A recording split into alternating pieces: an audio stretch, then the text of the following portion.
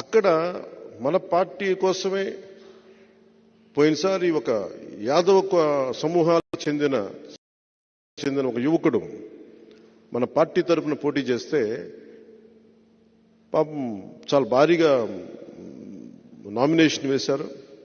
కానీ ఎలక్షన్లో ఓడిపోయారు. మీ ఓట్లు బాగానే వచ్చినాయి. కానీ మొన్న ఈ మధ్యన ఆయన మన పార్టీ నుంచి వెళ్ళిపోయారు వచ్చిన ఎలక్షన్లు అయిపోయిన తర్వాత. కానీ సొంతంగా పార్టీ పెట్టి ఆయన బీసీలకు అండగా ఉంటామంటే మేము మెతుకులు పడేస్తాం, మీరు ఏరుకోండి.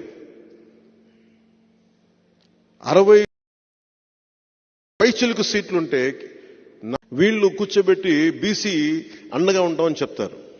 వీళ్ళు క్లాస్ వారి గురించి మాట్లాడతారు. నాకు జగన్ రెడ్డి గారి మీద కానీ మిథున్ రెడ్డి గారి మీద నాకు వ్యక్తిగతంగా నాకు కోపాలు లేవు వీళ్ళ మీద. ఇంకెవరు రాజకీయాల్లోకి రాకూడదు. నేను ఉన్నది దశాబ్దం నుంచి నేను పోరాడుతూ ఉన్నాను. 4 దశాబ్దాలు ఉన్న తెలుగుదేశం పార్టీకి కూడా నేను అండగా ఉన్నాను. అలాంటిది నన్ను ప్రజాస్వామ్యంలోకి నేను ఒక ఎమ్మెల్యే అయితే రాష్ట్రానికి మేలు తప్ప అది ఎవరికి హాని కాదు.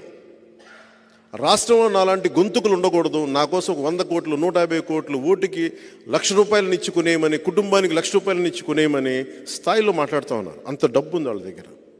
ఎక్కడి నుంచి వచ్చిందా డబ్బు? మద్యపానాన్ని నిషేధిస్తామని చెప్పి ఒక సీఎం సారా వ్యాపారి స్థాయికి వెళ్ళిపోయాడు. ఇంత డబ్బు పేరుకుపోయి వాళ్ళ దగ్గర ఏం చేయాలో తెలియక కొట్టుకుంటున్నారు వాళ్ళు. నేను వాళ్ళతో ఏం ఛాలెంజెస్ ఏం చేయట్లా. నాకు వాళ్ళ డబ్బు తాలూకు శక్తి నాకు బాగా తెలిసిన వాడిని. నేను ఒక్కటే కోరుకుంటాను, నిజంగా తల్లి దీవెన కనుకే ఉంటే నాకు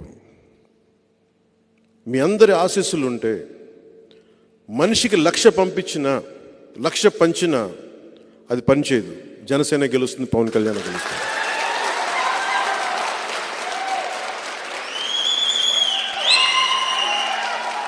అలాగే వంగా గీత గారిని కూడా మీరు తెలుసో మీ అందరికీ తెలిసి ఉండొచ్చు. 2009లో మన ద్వారానే రాజకీయాల్లోకి వచ్చారు. సో దురదృష్టవశాత్తు ఆవిడ ఉన్నారు. భవిష్యత్తులో ఆవిడ వైసీపీని వీడి జనసేనలోకి రావాలని మనస్ఫూర్తిగా కోరుకుంటున్నాను.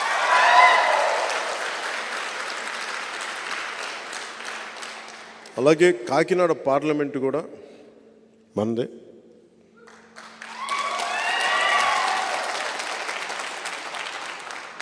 ఎందుకు కాకినాడ పిఠాపురం చాలా కీలకమైనవి భారతదేశానికి అంటే,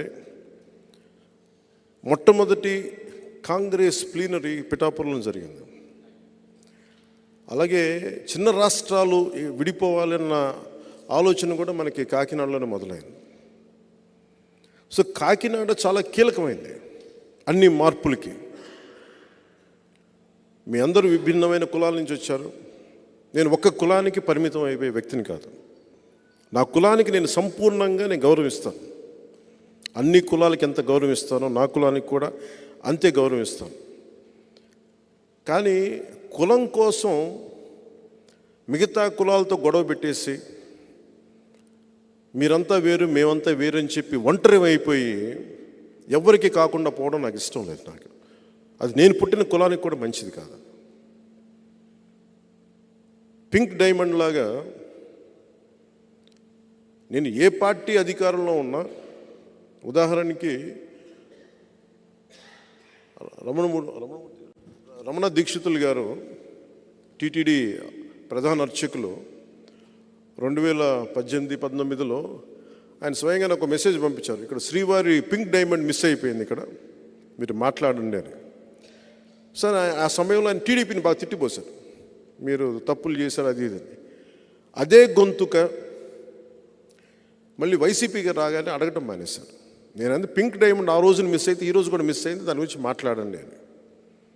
ఇది ఎందుకు చెప్తున్నానంటే, మీరు కాపు రిజర్వేషన్లు తీసుకోండి, ఏ సమస్యను తీసుకోండి, టీడీపీ ఉన్నప్పుడు ఒకలాగా, టీడీపీ కాకుండా వైసీపీ వస్తే ఒకలాగా మాట్లాడకూడదు. ప్రతి పాలసీ మీద చాలా స్పష్టమైన అవగాహన నుండి మాట్లాడాలి. ఇది కుదురుతుంది, ఇది కుదరదు, లేదా ప్రయత్నం చేస్తాం.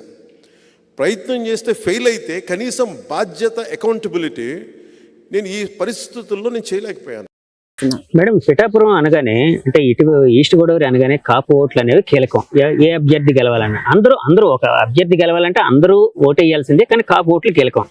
సో అంటే బయట వినిపిస్తుంది ఏంటంటే పవన్ కళ్యాణ్ గారు రకరకాల ఫ్యాక్టరీస్ ఇవన్నీ చూసే పిఠాపురం ఎంచుకున్నారు, అంటే ఇవన్నీ ఉన్నాయన్న దాంతోనే.